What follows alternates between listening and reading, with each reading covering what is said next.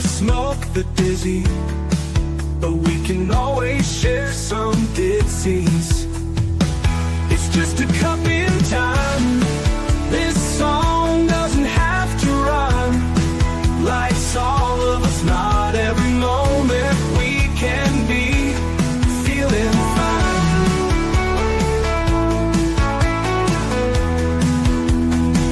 I wanna share a moment, just a second if you will, maybe even a cup of thrill. We could share this performance. It's tea time, come sit with me.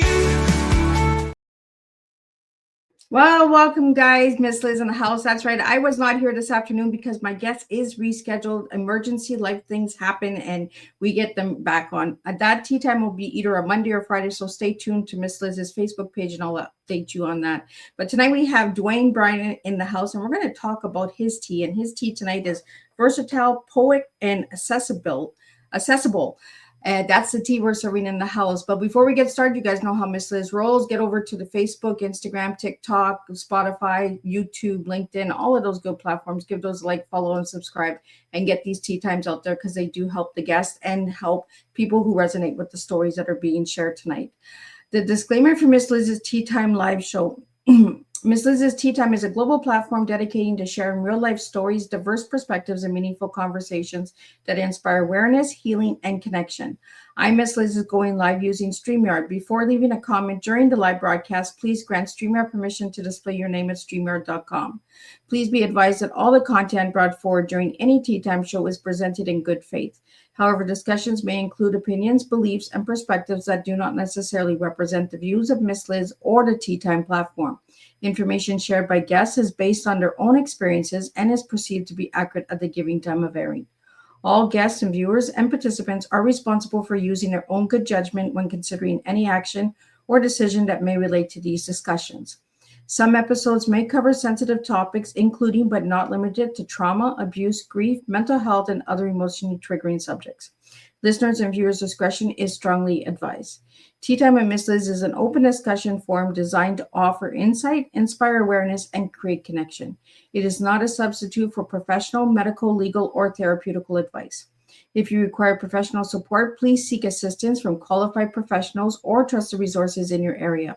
If you have questions regarding this disclaimer or the content of the discussion, you are welcome to contact me, aka Miss Liz, directly at my email at bookingmissliz@gmail.com or check out my link tree at Miss Liz's Tea Time.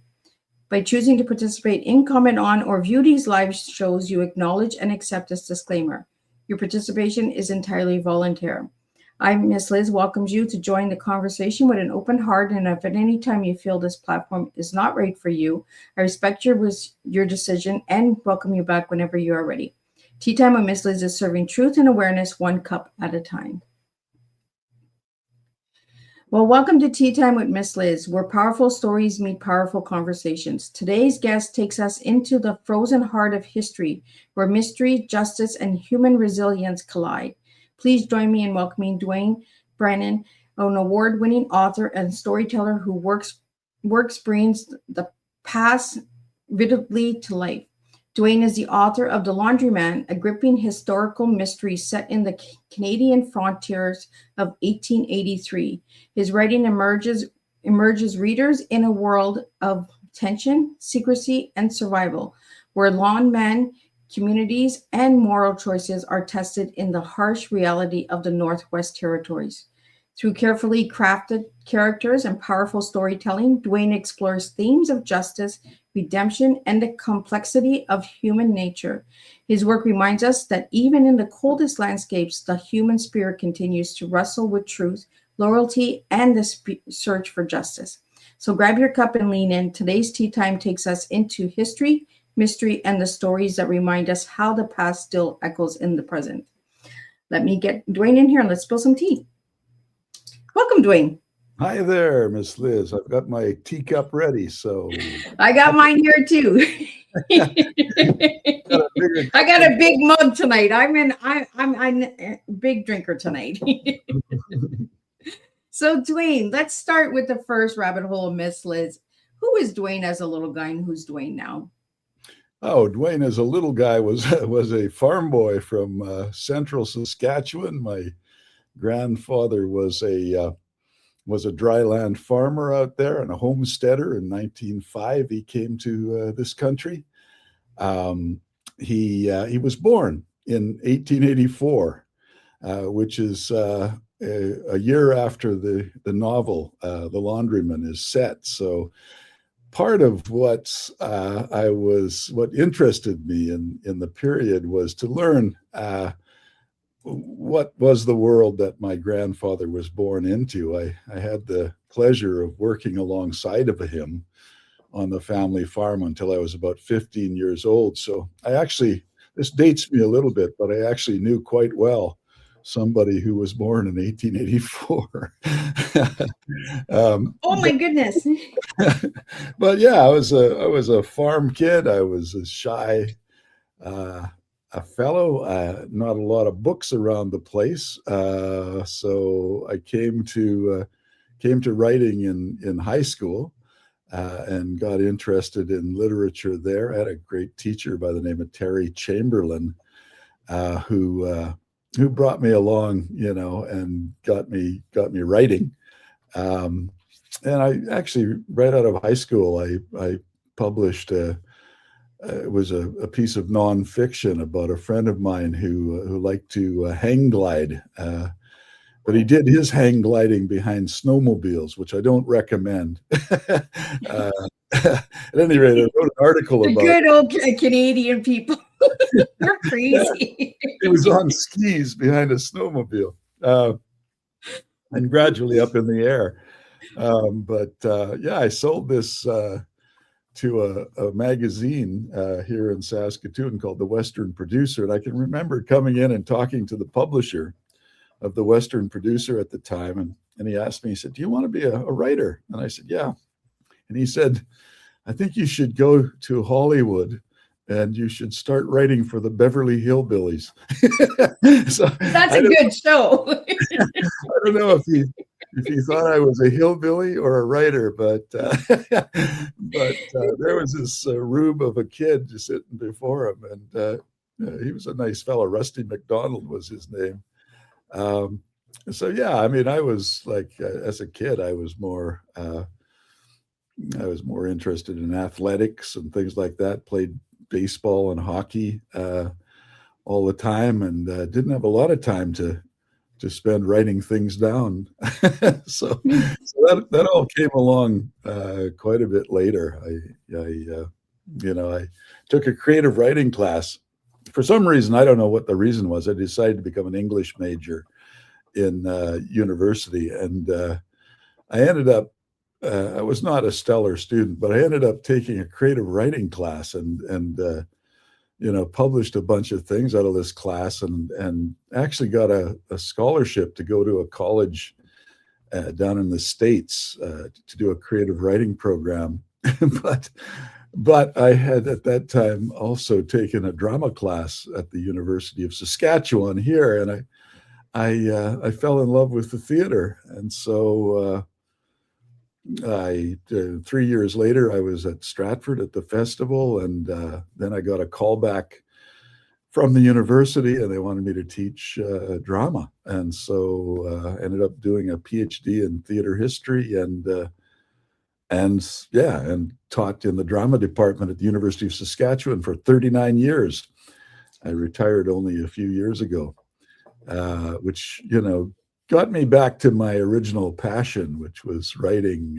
I'd always written things, even while I was working as a professor, but it got me back full time, and I'm really enjoying this period of my life where I have lots of time to write. It's been good. Well, that's good. Well, Dwayne, let's get into this book. I'm going to pull up the book so the viewers and listeners can see what book we're talking about. And then we have some questions that are coming in about this book. So the book is called Laundryman. How did you get the name of Laundryman? Well, the book is about two mounted policemen, Northwest mounted policemen in 1883.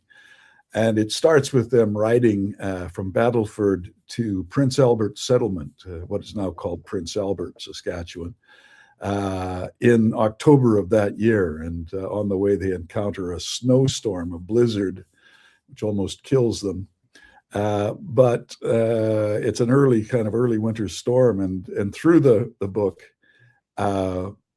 they have to deal with a bitterly cold winter.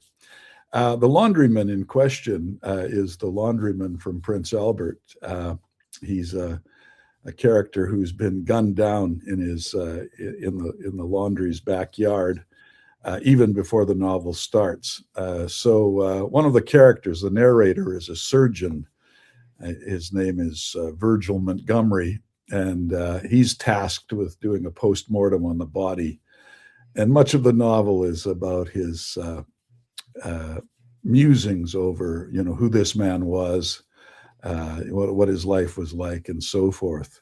The book is also a little bit about washing one's dirty laundry. That theme recurs. I knew there was laundry in there somewhere. It recurs through the book. That's in there as well. But the laundryman that brings these two ill-matched mounted policemen, Virgil Montgomery, the surgeon, he's 24 years old, and is much more senior, wizened police officer named Belvedere, Corporal Belvedere, who's, while Montgomery has an oath to protect life and save it, Belvedere doesn't seem to have any problem with violence or with taking life, in fact. And so that's the crux of the collision of values that occurs in the novel. These two characters who have to learn to exist alongside one another, despite the fact that they are at opposite ends of the value system. So yeah, that's where the Laundryman, where the title comes from. So we have a question here for you, Dwayne. It's amazing storytelling. What inspired the Laundryman? Well, it's interesting. I mean, there were a couple of incidents that did this, but one is that I was in my former life as a drama professor, I was doing some research about Northwest Mounted Police theatricals. I got quite interested, and there was a plethora of plays that policemen would perform, sometimes in their barracks and sometimes in the towns that they were settled in. And I got very interested in one particular Mountie, and his name was R.B. Nevitt, Surgeon R.B. Nevitt. And I like his name. Yeah. Nevitt came out to Lethbridge, not to Battleford or Prince Albert, but to Lethbridge, and worked as a surgeon there. He was also a painter. You can actually go to the libraries in this country and find books of paintings by R.B. Nevitt, circa 1888, 1890, somewhere in there. But I got interested in him, and I went to the Glenbow Institute in Calgary. They have the archives there. And there's a series of letters that Nevitt wrote to his fiancée. Nevitt was the son of a Civil War veteran from the States. And he was kind of sent up, I think, to Canada to get out of the strife of the Civil War and all of that. And he ended up doing a degree at McGill. And then he had a fiance. He met a girl and had a fiance. She was living in Winnipeg for much of that time. And they wrote letters. And these letters were quite hard to read. They were scribbled on lined paper, but they were written horizontally and then vertically across over the line. So like I write. Well, to save paper, And these letters went back and forth, and they were mostly love letters. So, you get to be privy to all of that. But after 5 years, the letter writing stopped, and I wondered if Nevitt had gone back and married her. And I found out in further research that no, he hadn't. He had written in one of his later letters that he had fallen in love with what was then the North Territories and wouldn't be coming back after his first term of duty. And so she broke off the relationship with him, as one might. And there was another 5 years that he spent in Alberta. And, no letters back and forth or anything that I could find. And then I began to wonder what became of the man. And it turns out that he went back east in 5 years after the letters stopped, and found his old fiancée. She hadn't, oddly enough, gotten married to anybody else, and he married her. And then they moved to Toronto, and he became a professor in the medical college at the University of Toronto, R.B. Nevitt. Wow. Yeah, so this character really inspired, I think, the novel. As I said, the narrator of the novel is this 24-year-old surgeon who's just new to the force and experiencing life on the force for the first 6 months. The other thing that happened was a buddy of mine was doing some research on music halls in Saskatchewan, and he was telling me a story about a Mountie in Prince Albert who accidentally shot a traveling actor in the foot while they were in the. I thought this scene never appears in the novel, but I thought, okay, Prince Albert. The reason I think for Prince Albert, for that setting, is that it's I've been a fan of Western novels, Cormac McCarthy and others, but none of them were set in Canada, and it's almost like we didn't have a frontier up here, which we certainly did, and none of them were set in snowstorms, and so I wanted a very cold Prince Albert setting for my story. So, Dwayne, we have a question here for you, and it's the 1883 settle sounds fascinating. How much research was involved in this book? Yeah, well, there was quite a bit of research, and I think every writer asks himself or herself before they start writing what gives them the right to write this novel. And I didn't feel I had that right until I did a fair bit of research. So I started with library research, and I found, interestingly enough, there was a master's degree thesis from the University of Saskatchewan called Prince Albert, 1870 to 1914. It's written by a guy named Gary Abrams, and it's a short document, maybe 120 pages long. But it was so chock full of historical detail that much of it appears, in the novel. Now, I want to make the caveat that if you're writing historical fiction, it can never become just a history lesson. The emphasis is purely on the fiction. The historical part is just there to add verisimilitude. But that research was very helpful in kind of inspiring me to write about Prince Albert. One of the things that Abrams says in one of his very first chapters is that Prince Albert was a town that was full of wild dogs in the 1880s. Dogs everywhere, not just wild, but newly feral dogs that have just been set free in the countryside. And so in this novel, the first time Belvedere and Montgomery enter the laundry where the murder has taken place, there's a feral dog inside that scares the jeepers out of them. So that's there. I did a lot of traveling around the Prince Albert. You can now go and see the Northwest Mounted Police jail cells.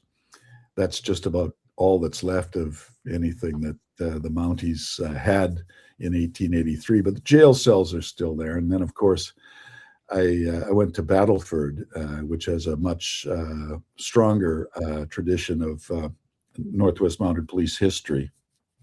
Of course, the Fort Battleford is still there. You can still see Herchmer's house, Colonel Herchmer, who was the person in charge. You can still, I believe, you can see some of the barracks still in Battleford. So there was much of that, and then, of course, I had to learn a lot of stuff about Mountie history. Some of that you can find on the internet. Other things you had to go to books for. But even to know, what kinds of handguns the Mounties carried in 1883. In Belvedere's case, it's an Enfield revolver.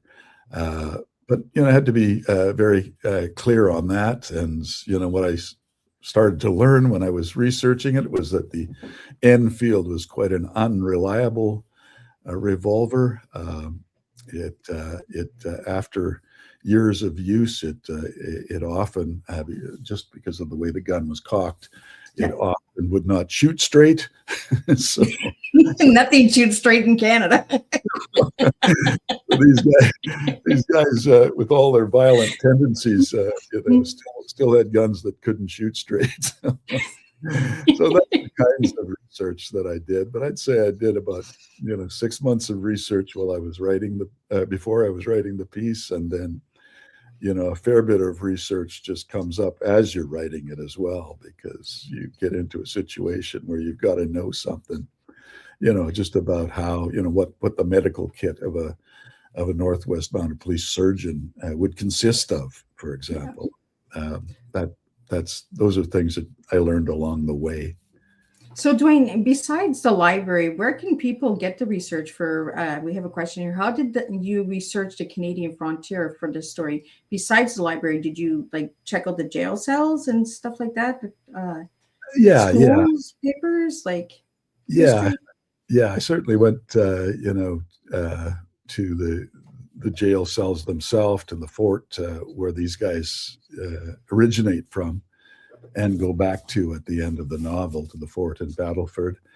I had a little bit of a leg up. When I was a young guy, I got a job as a living history interpreter at Fort Carleton, which was a rather important fort during the Northwest Resistance.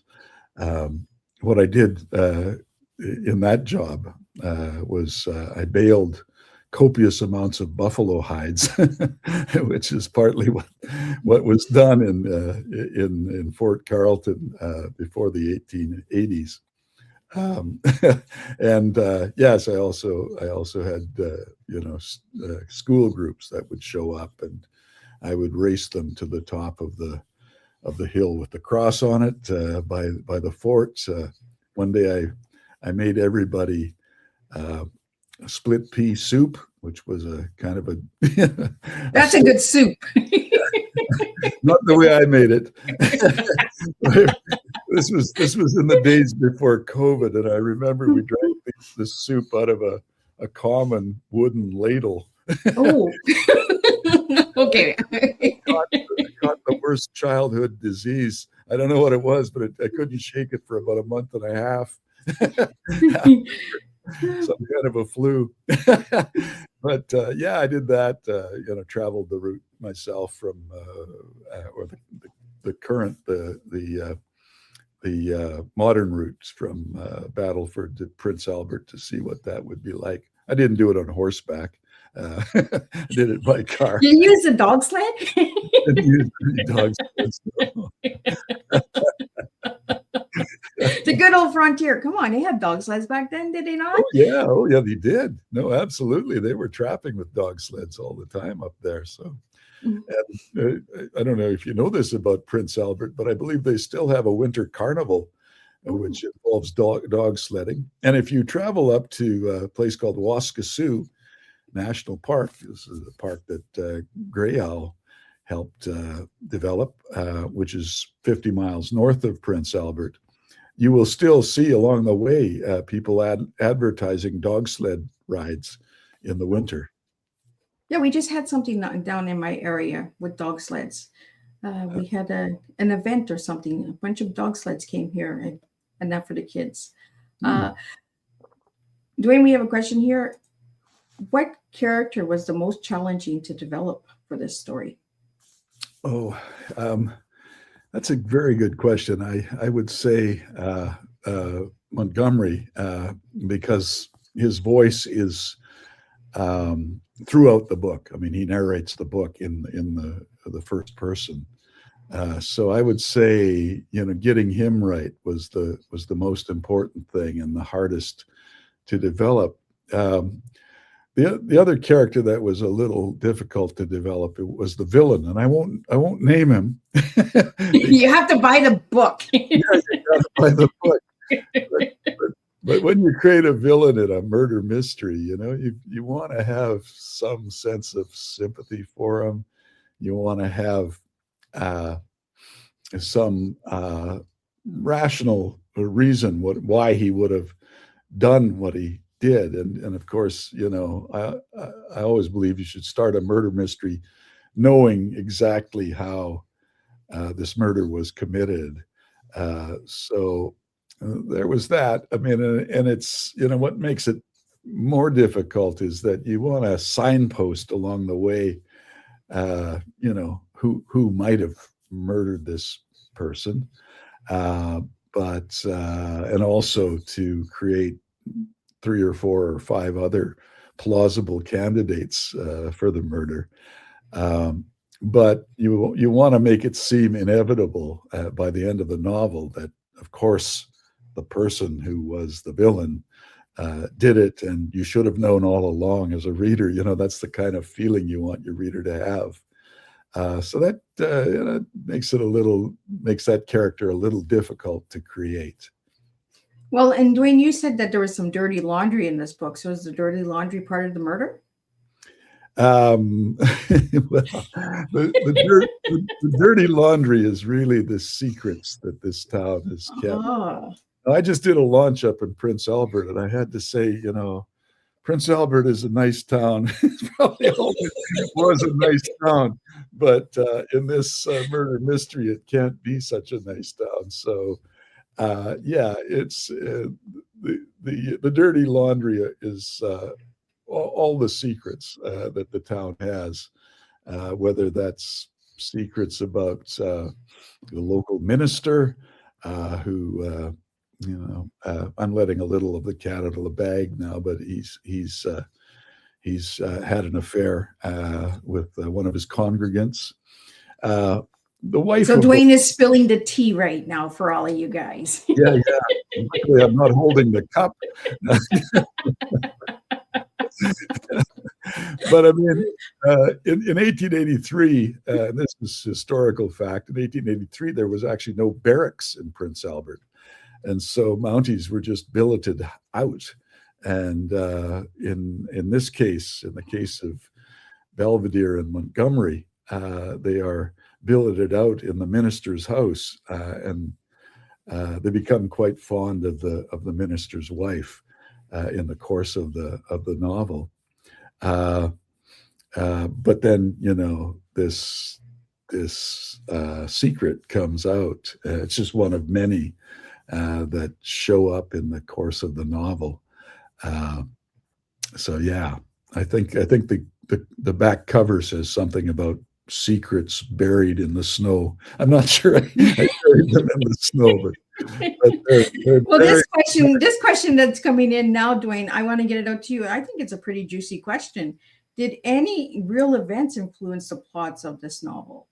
Oh, well, yeah. I mean, It's again a very good question. 1883, of course, is 2 years before the Riel Rebellion, which was the only civil war really fought in this land that I live in, and fought only 50 miles from where I'm sitting right now. What became apparent just looking at the newspapers of the town at the time was that there were all sorts of land meetings in the town hall, which was called Treston Hall at the time. And a lot of people unhappy and writing letters about land issues. Of course, Métis land issues came to the fore in this period as well, but also even homesteaders, who showed up weren't quite aware of, whether they had title to the land that they were on. And even the people who owned lots in the town of what is now Prince Albert were unclear whether they would still have title to that land, once all of that was settled. The whole land issue is key in the thing. It's also historically relevant that the telegraph hadn't arrived in Prince Albert in 1883. It was just on its way, and so it got there before 1885, before the resistance took place. And the other thing was the railroad, and Prince Albert in 1883 had every right to think that it was going to be the capital of these Northwest Territories. And it felt that because the river, the North Saskatchewan River, had been the main transportation route into the territories at the time. They thought that would still be the case, at least in summer, when the river wasn't frozen over. And they thought the railroad would trace along the side of the river, and that Prince Albert would become a kind of a national hub, would proceed then from Prince Albert on to Edmonton and then up to Whitehorse. And the other thing, Prince Albert had all these natural resources. It had unlimited supplies of lumber just to the north of the river, right directly to the north of the river. If you go to Prince Albert now, you'll still see all those trees north of the river. And south of the river, there was fertile land that farmers were on. And Dwayne, so they were happy about that. But what happened, of course, was that Governor Dewdney, who owned land in Regina, or what is now Regina, decided to speculate upon that land, and he managed to coerce the government to bring the railway through Regina on the southern route, right at that period, right in the early 1880s. So much of the novel has to do with the hoped for coming of the railway to Prince Albert, and then the surprise and unhappiness that the railway has decided to take another route. And Dwayne, what message do you want the readers to take away from the story? Well, I want it first and foremost to be a murder mystery that they are able to follow. When one writes a murder mystery, you do come up with themes that you want your readers to understand, and one of the themes that occurs in the novel is that there's a different kind of justice for the rich than there is for the poor. And this is played out in many ways throughout the novel. The characters, the two main characters, discuss it, and believe it to be true. So that theme, is highlighted through the novel. Generally, if you write a murder mystery, that's what you ask yourself. What is this story really about? And once you find out what it's about, justice for the rich is different from justice for the poor. Then you tend to hit that theme pretty hard throughout the novel. Dwayne, I'm going to bring up the book again, because when I look at the book, it looks like my dad walking to the farmhouse. It just brings back a memory of my dad going to my grandpa's house on the farm in Canada. Like, how did you get the cover of your book? Well, it's interesting. We Shadowpaw Press published the book. Shadowpaw is a lovely little press here in Regina, Saskatchewan. Initially, the publisher, Ed Willett, and I had decided on another cover, which we liked. And it was a sort of a Saskatchewan scene with a handprint, a bloody handprint over the I kind of like this one better. Yeah.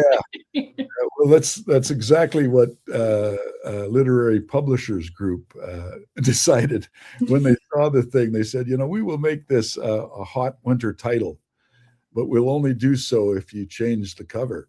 And so Ed sent the ideas and the book along to a cover artist in England. And so that's where this came from.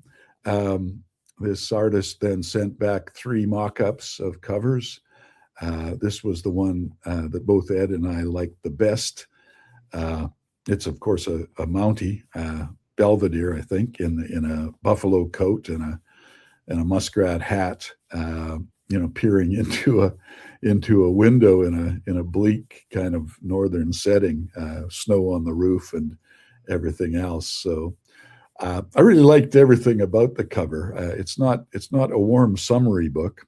Yeah, it reminds me of that character. I can't think of his name, but he wore that muskrat hat with the tail. David Crockett? Is it David Crockett? That's what it reminds me of when you said the muscat hat. I was just like, Davy Crockett. Yeah, I've the publisher has asked for a sequel already, and so I've started writing it, and it's set entirely in the summer in a place called Wolverine Creek, which is also a historical place here in Saskatchewan. It's actually, if you were in this province and were 2 miles out of Humboldt, you would be in a place called Wolverine Creek, which was a telegraph station and one house. And it was the place where General Middleton amassed his men in advance of the resistance. It was a place where Chief Whitecap was kept prisoner during that time as well. And in the sequel, these 2 Mounties will ride again, not through blizzards, but through swarms of mosquitoes and black flies, which were quite common in Saskatchewan in the summers, and still are. And they're riding out in search of, trying to figure out the disappearances of several people in that part of the world. And I think disappearances of homesteaders and such were not uncommon, largely because, they would get out to, a plot of land in Saskatchewan and decide it wasn't for them, and they would just move on to Edmonton or Vancouver, and nobody would hear from them again. Yeah. In our case, it's a more nefarious set of disappearances. But yeah, that's going to be a summer book. There we go. So he's got the winter book, he's got the summer book, then you need a fall and a spring. We got a question here for you, Dwayne, and it is, how do you balance history with fiction in your writing? That's also a good question. To my to my taste, I think history always has to come second. The reader's interested in the fiction more than history. That having been said, I think it's important that a writer, if he's going to be working in this genre, tries to make it as accurate as possible in terms of historical fact. I won't say that there aren't instances where I've massaged factual history a little bit so that it fits into my book. But by and large, the history is there to give a sense of verisimilitude to the reader. Okay, I've heard of Colonel Herchmer. I know about Prince Albert. And so you don't want to, as a writer, say anything that's going to be completely off base with the history of the time. But at the same time, you're not writing a history lesson for people. You're writing a murder mystery. And don't forget the murder, guys. Yeah.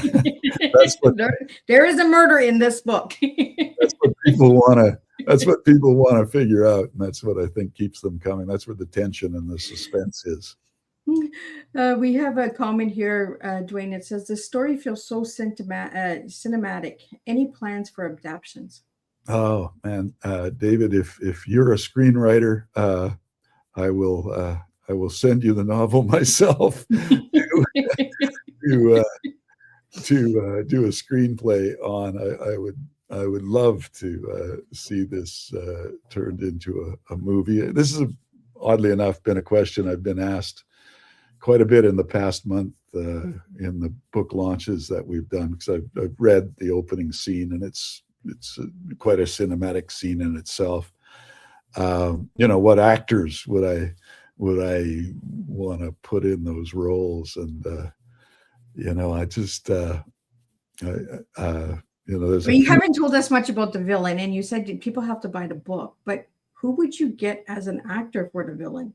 Oh, that's a good question. I haven't even thought about the villain so much. I was thinking more about Belvedere and Montgomery, and somebody like Mads Mikkelsen would. I don't know if you are a fan of Mads, but he would make a pretty good Belvedere, I think. For the villain, that's. That might give us an insight of what the book's about there, Dwayne. Yeah, it might. It could be a giveaway. Well, a bit of a giveaway. I was thinking of that. Trying to think of the name of the actor, but I saw a Stephen King movie a while ago about a young man dying. I've forgotten what the movie's called, but the actor in that movie would make a good villain in my book. Put a little bit of Stephen King twist on it. Yeah. Now you got to go get the book. Come on, guys. Are you a fan of Stephen King, Miss Liz? I am. I don't like horror, but my kids think it's funny when they watch horror with me. And Stephen King, I think he makes good shows. He scares the living crap out of me, but he makes good shows. I agree with that. He's got a great book on writing, and it's called On Writing. It's just a wonderful book.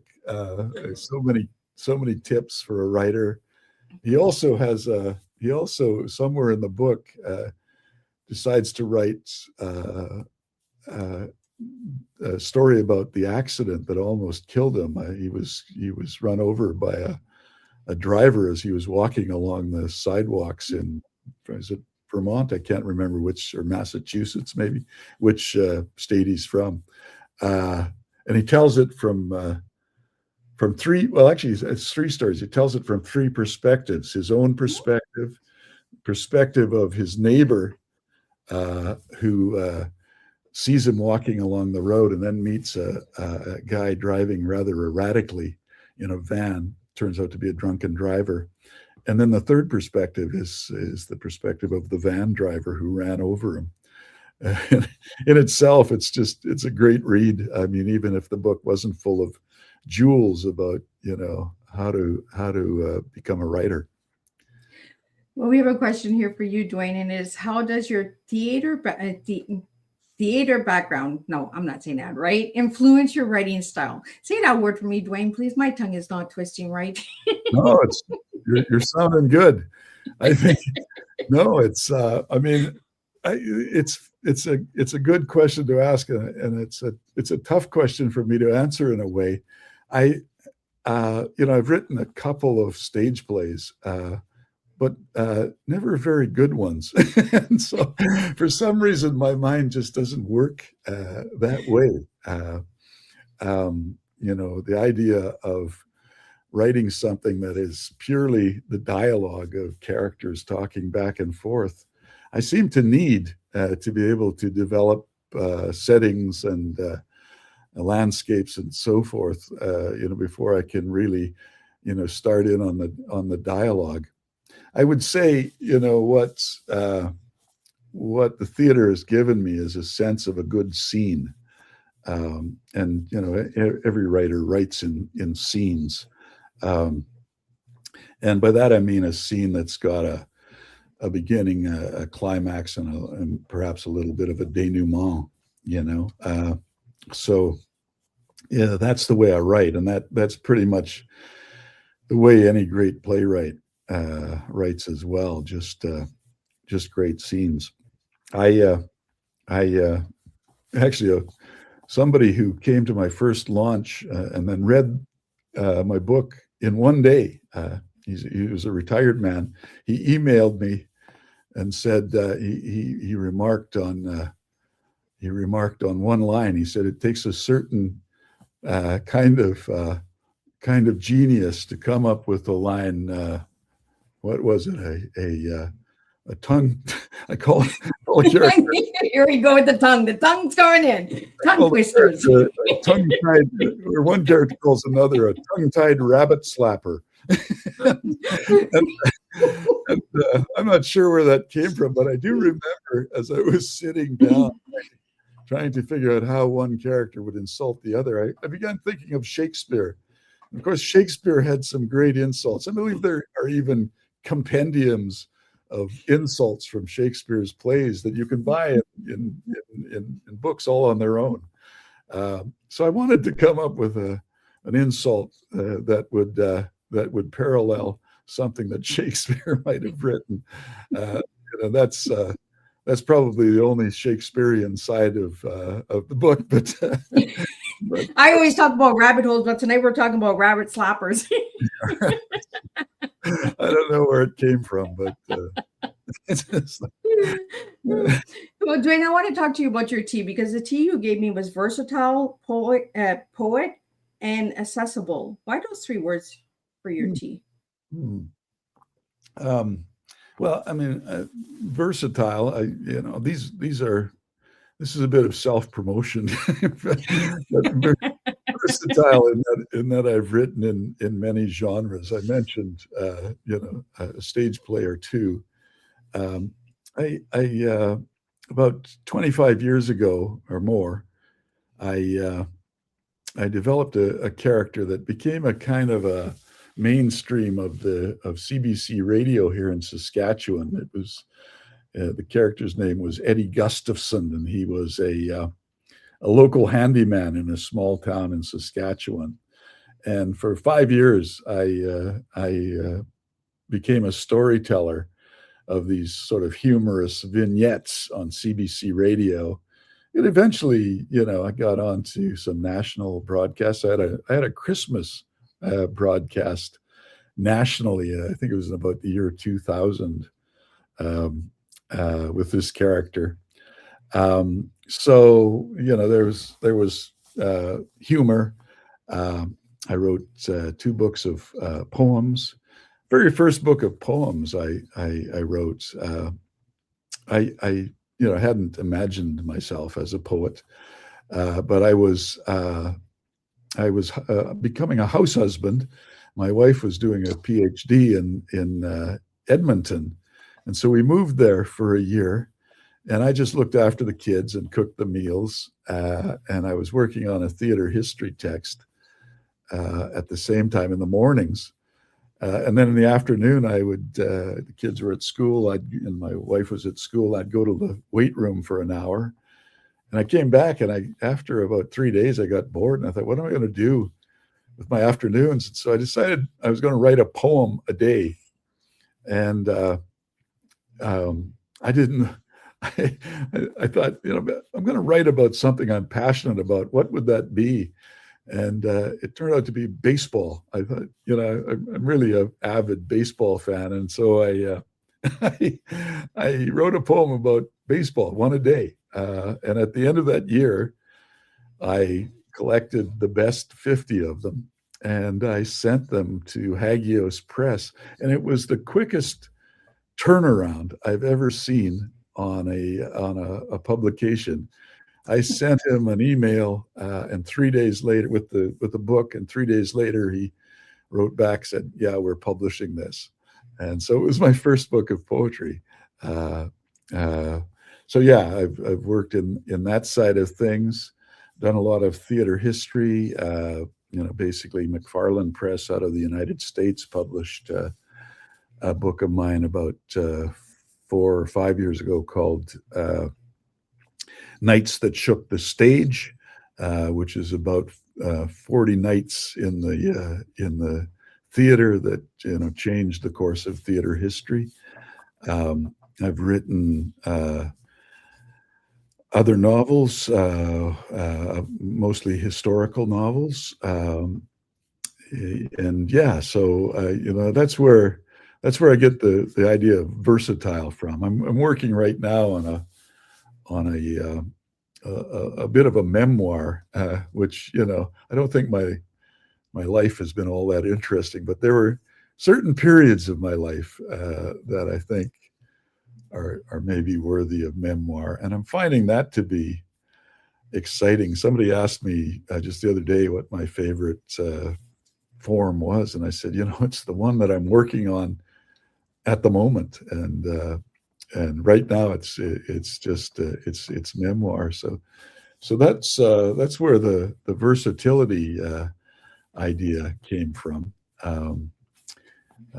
I'm not sure what were the other 3 things I told you, or the other 2 things. Well, the poet you took care of because you wrote 2 poem books. Oh yeah, and then accessible.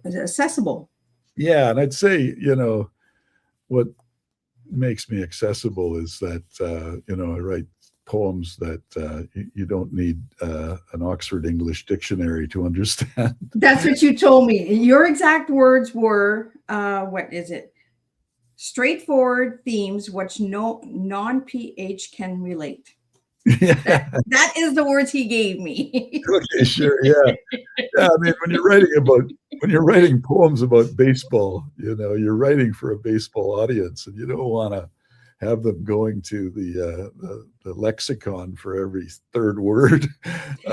So yeah, they're fairly straightforward. I also wrote a baseball novel that didn't do well. It was published in the States. I thought it would do much better than it did. Pocal Press in Pennsylvania published this.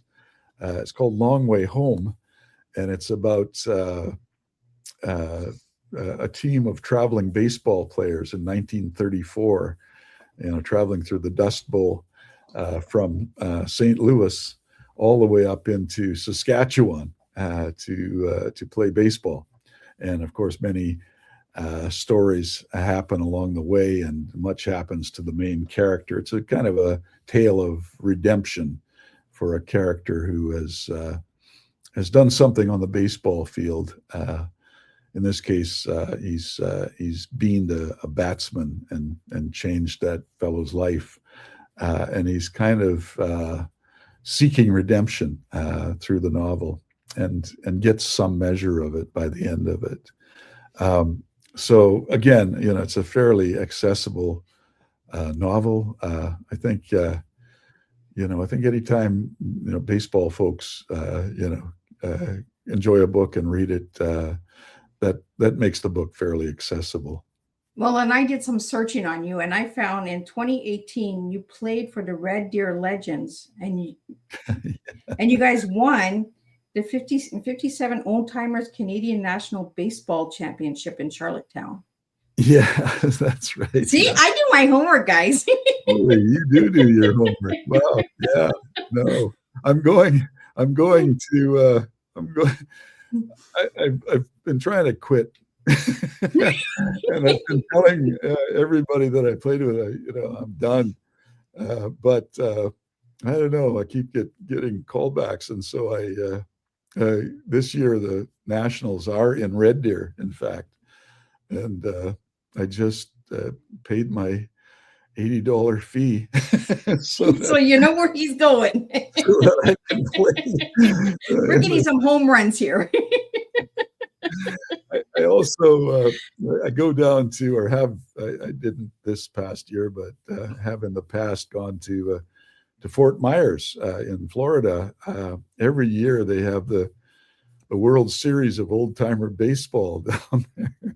And if you know anything about old timer baseball, there's about 6 World Series of Old Timers Baseball through the United States, and in I think the Dominican has a World Series. But it's rather good competition, and you get to play on the spring training diamonds. Like I get to play on Boston Red Sox spring training diamond down there last 2 years ago. And I go there with a team from Chicago. A bunch of guys from down there picked me up. So at my age, if you can still run and throw, not that you have to run hard, but still run, you can play. As long as you can run to one base at a time, right? That's right. There's no. It's not all of them at once, a little bit at a time. Exactly. There's, a double is my maximum. There's no triples in my game anymore. If he's doing triples, he's doing the rabbit slapper.